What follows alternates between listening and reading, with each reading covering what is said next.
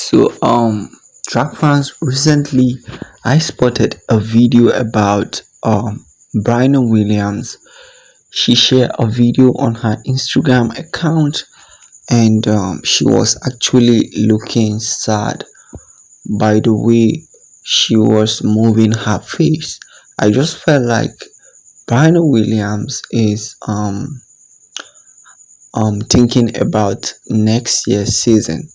Briana Williams is in a depressed situation because she has not been performing recently like she used to do before, because we know that she was once an Olympic medalist. So Briana Williams has a lot going on in her mind. I think she is definitely thinking about how Paris Olympic is going to look, how Paris Olympic is going to be for her. But I feel like Brian Williams is actually trying.